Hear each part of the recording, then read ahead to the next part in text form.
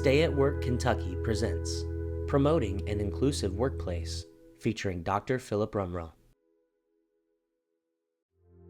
I'm Phil Rumrill. I'm a professor of counselor education at the University of Kentucky, and I'm the director of research in the Human Development Institute, or HDI. For me, an inclusive workplace is one where everyone participates in employment. And that doesn't mean most people, it literally means every person is recognized, appreciated, and valued for the unique talents and contributions that they bring to the enterprise. All people have the same opportunity for advancement, for training opportunities, to enjoy all the benefits and privileges of employment, the same opportunities as everyone else, and that all personnel decisions are made without regard to individual characteristics like race, like gender, right, like religion, like disability status. Sometimes I think it's a lack of awareness and understanding on the part of employers.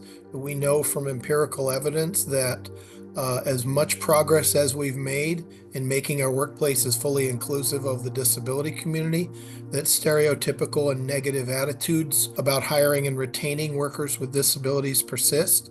We can debunk those with empirical evidence and facts that workers with disabilities have the same safety and productivity records as non-disabled workers. We can talk about the low cost of most workplace accommodations. But even with that, we think that we are activating a bit of what we call a fundamental negative bias about disability. Disability is viewed as a negative event in people's lives by most people, actually most people with and without disabilities. And so the interpretation when you hear that someone has a disability evokes a different kind of response than we make to people who have other kinds of characteristics. Another barrier exists in the disincentives in our disability benefits programs, particularly with federal benefits such as supplemental security income and Social Security disability insurance. Those benefits are granted to people who are adjudicated as being too disabled to work. By the time you go to all the trouble of documenting your disability status, proving that you can't work so you can receive benefits, you've internalized that message and you do become too disabled to work. And so once people are on any kind of disability benefits, it's very difficult to get them engaged or re-engaged in the labor force. In our Retain Kentucky project, we spent a lot of time studying and working to intervene on what we call the trauma-informed workplace. So attending to workers' mental health, particularly going back to the beginning of the COVID-19 pandemic over the last 5 years. The disability community has changed a lot during the COVID pandemic. We know that the disability community was disproportionately affected by the most active waves of COVID. They're more vulnerable to long COVID syndrome. Early intervention is another key to everything that we do. We want to get employers thinking about retention and keeping good workers, reducing turnover as soon after the injury or illness manifests itself as we possibly can. And whether that injury or illness occurs in a work-related context, and then we activate the workers' compensation system, or if it's non-work related, same thing. We have to intervene early and intensively, just as you would intervene in a healthcare context. You want to identify whatever the particular issue is, make sure people are getting the treatment that they need as soon as possible, wraparound services as required. The same is true for protecting a person's job and helping employers to reduce the cost of turnover. When we think about universal design, we often think of it in terms of the physical environment, and certainly there's all kinds of excellent examples there. We've seen universal design strategies in terms of public access.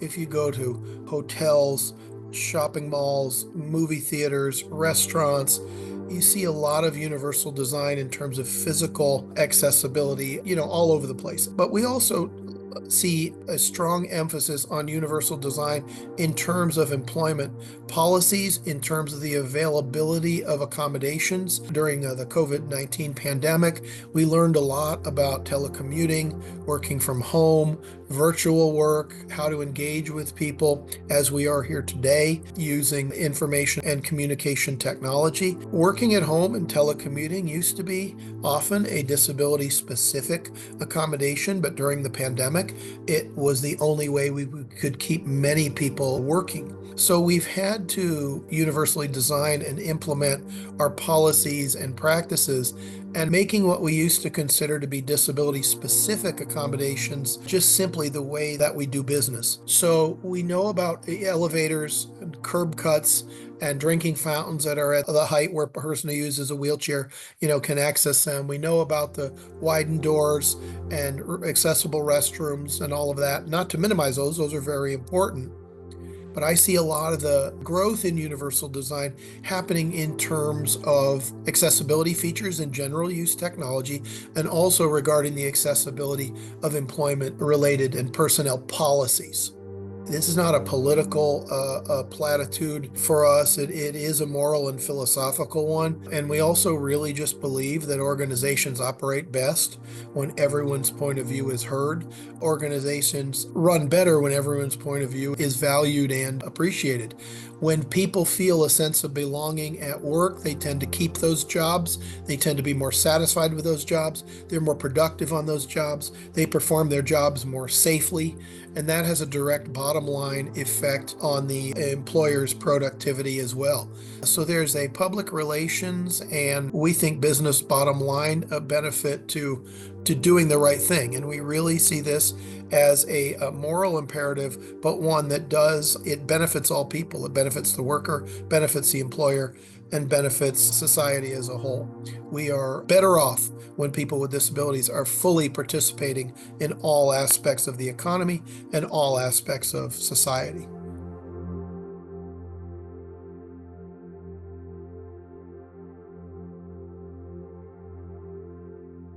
Retain Kentucky is funded by the U.S. Department of Labor and the Social Security Administration under a grant award of $21,600,000 to the Kentucky Office of Employment and Training that will be incrementally provided.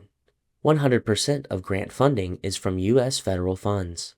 This product does not necessarily reflect the views or policies of the U.S. Department of Labor or the Social Security Administration, nor does mention of trade names, commercial products, or organizations imply endorsement by the U.S. government.